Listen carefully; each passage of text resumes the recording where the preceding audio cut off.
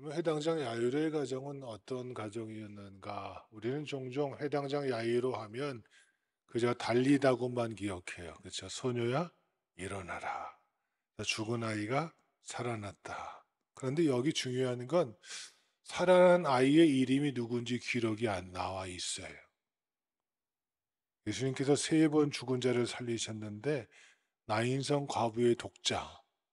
여기는 그 과부의 이름도 없고 독자의 이름도 없어요. 두 번째는 회당장 야이로의 딸을 살리셨는데 여기는 아버지 이름은 나오는데 그 살림받은 딸의 이름은 나오지 않아요. 세 번째로는 죽은 나사로를 살리신 사건이죠.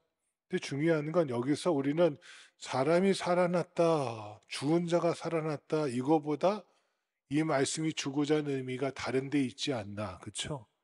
그걸 찾아보기를 원합니다. 그럼 회당장 야유로의 가정은 어떤 가정이었기에 이렇게 본문이 중요하게 기록하고 있을까? 첫 번째 따라합시다. 기도 많이 하는 가정이었습니다. 다 함께 29절 말씀 시작. 간곡히 구하여 이르되 누가요? 회당장 야이로가 예수님께 나와서 간곡히 구하여 이르되. 근데 이 말씀이요. 개역 성경에는 많이 기도하여 가로되라고 돼 있어요. 그러니까 간곡히 구하여라는 말씀이 개역 성경에는 많이 기도하여라고 나와 있어요. 사무엘상과 사무엘하를 읽다 보면 사울의 가문과 다윗의 가문 이야기가 쭉 기록되어져 있습니다. 이제 사무엘상 3장 1절에 이런 말씀이 있습니다. 다윗의 집과 사울의 집 사이에 전쟁이 오래됨에 다윗은 점점 강하여 가고 사울의 집은 점점 약하여 가니라. 그러니까 다윗의 집은 점점점 강하여 가고 사울의 집은 점점점점 약하여 가요. 생각해 보세요. 사울은 이미 왕이에요, 왕. 다윗은 아직 왕이 못 된 상태였거든요. 근데 성경은 말해요. 왕의 가문은 몰락하고 왕에게 쫓기는 다윗의 가문은 뭐예요? 점점 강하여지더라. 근데 그 비교를 찾아볼 수 있는 게 뭐냐면 사무엘상 2장 가서 보세요. 사무엘상 2장 1절에 보면 사무엘이 전쟁을 앞두고 뭐 하냐면 하나님 올라가리이까. 먼저 뭐예요? 하나님께 물을 줄 알아요. 응답받고 어디로 가리이까? 또 물어요. 그러니까 다윗은 뭘 하든지 뭐 하는 사람이에요? 하나님께 기도할 줄 아는 사람이에요. 하나님이 우선이었고 하나님이 먼저였어요. 근데 사울은요 점점점 망하여 가는 비결이 어디에 있냐면 사울이 망령되이 행하는 것이 있죠. 누구의 혼을 불러내요? 사무엘의 혼을 불러내요. 누구한테 찾아가서? 무당에게 찾아가서. 요즘 유튜브 보면 무당들이 많이 나오더라고요. 별짓거리를 다 해요. 별 예언을 다 해요. 근데 여러분 무당집에 찾아가는 기독교인이 적지 않은 것 같아요. 여러분 헛짓거리 하지 마세요. 귀신은요. 귀신같이 알아맞혀요. 뭐만? 과거만. 미래는 도 아니면 뭐예요. 그렇죠? 맞든지 틀린 둘 중에 하나예요. 그거 하다 맞으면 어쩌다 맞으면 용하다 그러는 거고요. 틀리면 믿을 거 없네 그러는 거예요. 헛짓거리 하지 마세요. 사울이 그랬어요. 근데 다윗과 사울의 차이는 여기에 있어요. 다윗은 때만 되면 뭐 하는 사람? 기도하는 사람. 사울은 문제가 생기면 누구 찾아가요? 하나님을 버리고 무당 찾아가는 사람. 이게 극명해지는 거예요. 근데 다윗도 실수한 게 있어요. 하루는 낮잠을 자고 일어났는데 저 왕이 베란다에서 밑에 보니까 저 밑에 집에서 벌거벗은 대낮에 아리따운 여인이 목욕을 하고 있네.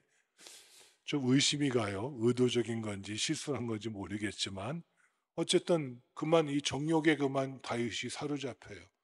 이때 다윗이 뭐 해야 돼요? 기도해야죠. 그럼 제가 그만 순간적으로 정욕에 사로잡혔습니다. 기도를 안 하고 뭐예요? 정욕에 이끌려? 그러면 큰 죄를 범하고 말잖아요. 심지어 누구까지 죽여요? 우리아까지 죽이는 일을 벌이잖아요. 성경은 말해요. 다윗이 우리아의 일 외에는 하나님 앞에 뭐하였더라? 정직히 행하였더라. 여러분 기도하지 않을 때요. 다윗은 치명적인 실수를 하고 맙니다. 우리에게 경종을 주는 말씀. 우리의 믿음의 사람도요. 뭐를 게을리하면 기도하지 아니하고 자기 정욕에 이끌려 살아가면 다윗처럼 큰 실수를 범할 수 있다라는 것 잊지 마셔야 돼요. 근데 결론적으로 뭐를 말하냐면 다윗의 집은 기도하는 가정이었기에 하나님께서 점점 강하게 하셨고 사울의 집은 기도하기를 포기하였기에 점점점 뭐하여지니라 약해져 가니라. 여러분 오늘 본문에 야이로의 가정이 나옵니다. 간곡히 구하여 이르되 그 가정에 문제가 있었습니다. 아이가 점점 죽어가는 죽을 병에 걸려서 위기에 닥친 겁니다. 여러분 자녀가 혹시 문제가 있으십니까? 그거는 뭐하라는 신호입니다. 기도하라는 신호인 줄 알고 기도하십시오. 기도하는 부모가 있다는 것 그것만큼 행복한 거 없습니다. 자녀에게 돈을 물려주는 것도 좋고 귀한 것이지만 자녀에게 좋은 가풍을 물려주는 것도 귀하고 좋은 일이지만 그 무엇보다 내 부모는 뭐하는 부모다? 나를 위해서 기도하는 부모다. 이것을 남겨주는 가정. 오늘 야이로의 가정이 그렇지 않습니까? 오늘 본문의 말씀대로 야이로가 그 많은 문제가 있었지만 사람들 앞에 나아가지 않고 물론 다 실패하고 다 포기했지만 이제 마지막 방법으로 누구께 찾아온 거예요. 죽음을 앞두고 예수님께 나와서 간곡히 구하여 이르되 많이 기도하여 가로되 여러분 무엇을 말하고 있습니까? 야이로는 뭐하는 사람이었다는 거예요? 기도하는 아버지였다는 거예요. 물론 여기 어머니는 나오지 않습니다. 국자는 어머니가 어디 갔어 말하겠지만 어머니는 막 그때 집에서 뭐하고 있을 것 같아요? 딸을 돌보고 있지 않았나 생각되어지지만 어쨌든 이 문제를 가지고 기도하는 부모가 있었다는데 야이로의 가정에 축복이 있었다는 것입니다. 평강성도 여러분, 여러분의 가정이 이렇게 기도하는 가정이라고 인정받는 믿음의 사람들이 이 아침에 우리 모두이기를 주님의 이름으로 축원합니다. 두 번째 따라합시다. 믿기만 하는 가정. 다 함께 우리 쭉 넘어가셔서 36절 말씀 시작.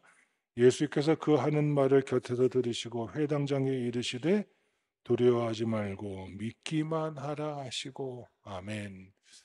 자, 이 회당장 야이로가 예수님을 찾아왔을 때 딸 아이가 죽어 있었어요? 살아 있었어요? 네? 살아 있었어요. 처음에 찾아왔을 때는 딸 아이가 살아 있었다니까요. 죽을 병에 걸렸지만 아직 살아 있으니까 이 예수님께 찾아와서 주님이 오셔서 내 아이 딸에게 뭐만 되면 손만 대면 내가 살리라 할렐루야. 이 믿음도 귀하잖아요. 온 사람 다 동원했는데 고치지 못한 질병인데 예수님이 내 집에 오셔서 내 딸아이 한 번만 만져주시면 내 딸아이가 뭐하리라?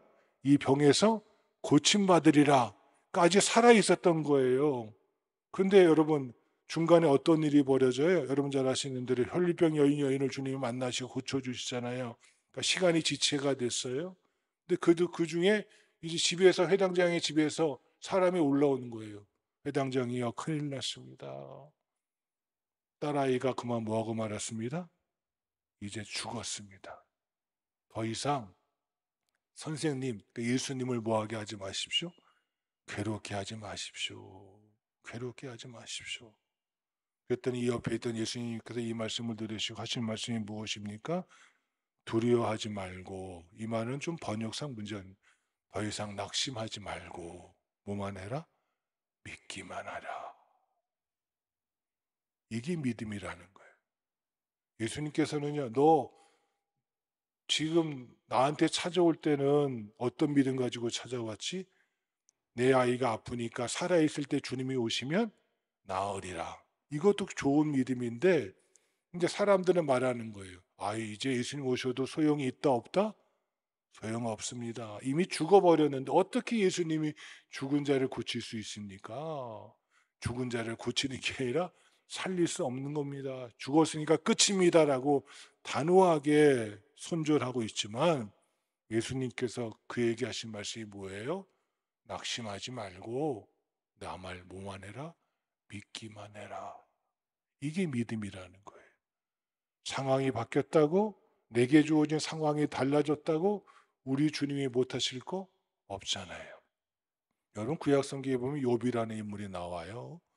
욥이, 여러분 우리가 고난을 이기고 축복을 받은 사람으로 표현되어지지만 욥은 믿음의 사람으로 기억되라고 성경은 기록된 겁니다.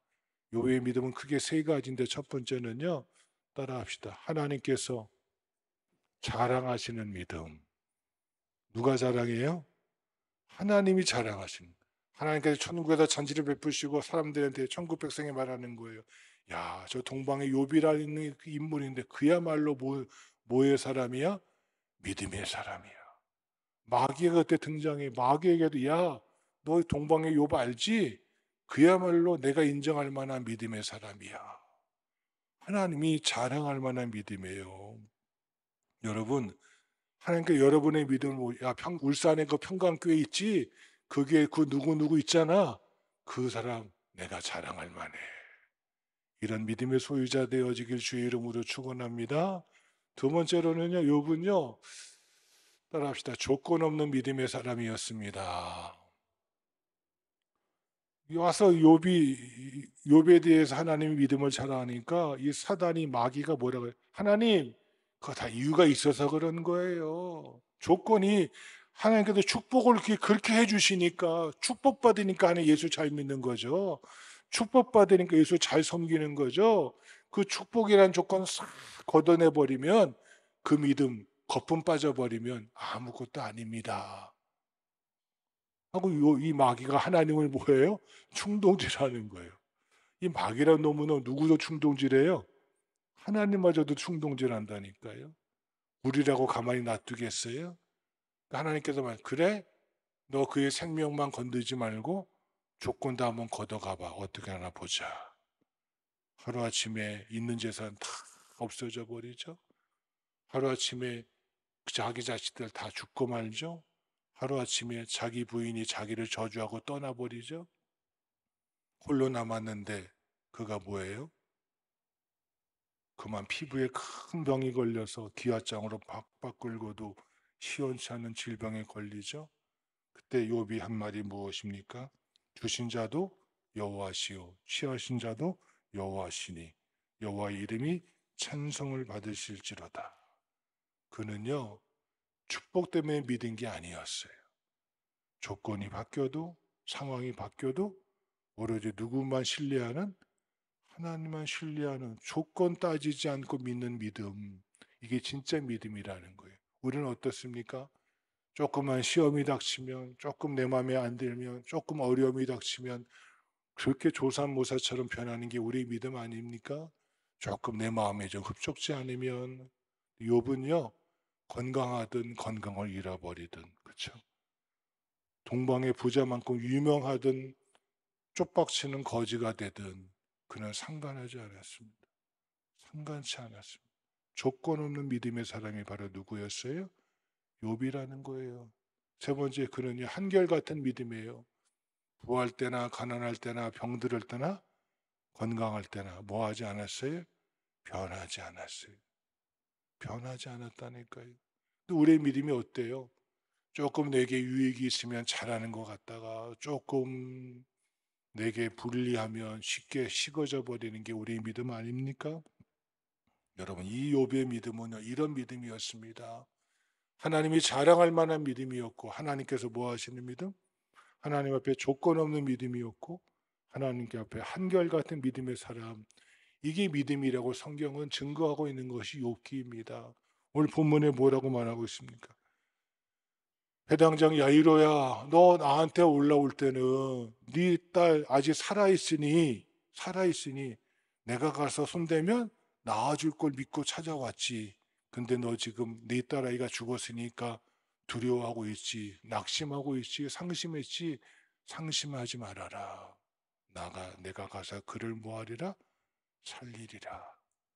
그저 뭐만 해라? 믿기만 해라. 처음과 나중이 좀 달라진 것입니다. 상황이 바뀌었습니다. 처음에 예수님께 나와서 죽게 된 딸을 고쳐달라고 간구할 때에는 죽기 전에 병든 것을 고칠 수 있는 예수님을 믿었습니다. 그러나 한나절이 지나면서 문제가 달라졌습니다.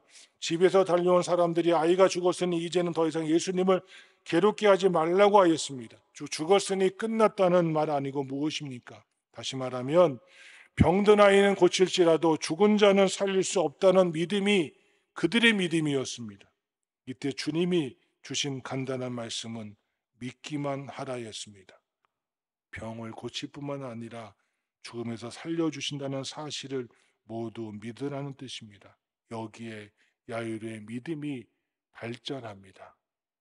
자기 생각 속에 머물던 믿음이 예수님의 말씀을 신뢰하는 믿음으로 나아가는 것.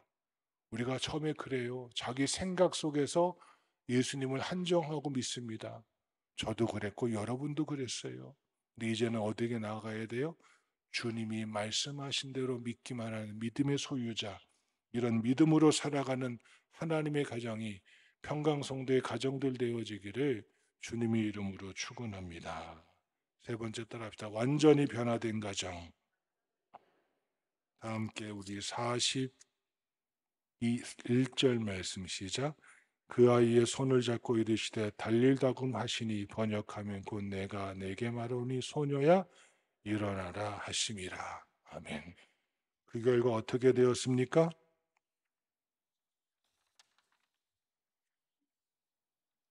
본문에서 야이로의 가정이 바뀌었습니다. 사람들이 떠들고 야단이 났습니다. 울며 심히 통곡하는 가정이었습니다. 그리고 예수님께서 그들에게 말씀하십니다. 떠들고 심히 통곡하는 그들에게 아이가 죽은 것이 아니라 자는 것이라. 그랬더니 사람들이 비웃고 난리가 났습니다. 초상집이었습니다. 그런데 예수님께서 이 아이를 살리시자 죽음의 그림자가 걷히고 생명이 도래하는 것으로 바뀌고 말았습니다. 이 집이 초상집이었습니다. 분명히 초상집의 주인이 들어가셨는데 주님께서 초상집을 바꾸어 뭐가 되게 하셨어요? 잔치집이 되게 하셨어요. 여러분, 아이가 능력이 있어서 회당장 야율의 믿음이 좋아서 아니요. 예수님이 하신 거예요. 예수님 때문에 완전히 변화된 거예요. 여러분, 이게 진정한 변화입니다. 세상에 바꿔주는 변화, 돈이 주는 변화는요, 있다가 없어지면 또 금방 사라지고 말아요. 주님께서 그 가정을 변화시켜 주시니까 완전히 변화되어지는 겁니다. 호세아 7장 8절의 말씀 보면 뒤집지 않은 전병이 나옵니다. 쉽게 말해 오늘 말하면 뒤집지 않은 부침개예요. 부침개를 붙이는데 한쪽 밑에는 시꺼멓게 탔는데 위에는 뒤집지 않아서 뭐 하는 거예요? 설이 근 거예요. 그거 먹을 수 있어요? 타버리고 위에는 안 익었으니 이건 먹지도 못하고 버릴 수도 없고 이거 아니에요. 뒤죽박죽이 돼버린 거예요. 믿음 생활도 그렇게 하는 사람이 있어요. 변한 것 같은데 변하지 않아요. 왜? 뒤집지 않은 전병처럼. 내가 변화되는 게 아니에요. 주님이 가셔서 그 가정을 손에 대시니 그 아이의 손을 잡고 일으키니 그 아이가 일어나서 먹고 마시더라. 할렐루야. 이것이 진정 그날 초상집이 변하여 뭐가 됐어요? 잔치집이 됐잖아요. 누구 때문에? 예수님 덕분에. 여러분의 가정에 예수님께서 임재하셔서 여러분의 가정을 변화시켜 주시고 인도하시는 그 은혜가 충만히 임해서 주님으로 인하여 완전한 변화를 누리는 하나님의 가정들이 오늘 예배하는 평강성도의 가정들 되어지기를 주님의 이름으로 축원합니다. 이렇게 회당장 야이로의 가정은요, 첫 번째 기도하는 가정이었고요, 두 번째 믿기만 하는 가정이었고요, 세 번째 초상집이 변하여 뭐가 되는 잔치집이 되어지는 진정한 예수님으로 인하여 변화된 하나님의 가정들이 오늘 어버이 주를 맞는 평강성도의 가정들 되어지기를 간절히 주의 이름으로 축원합니다.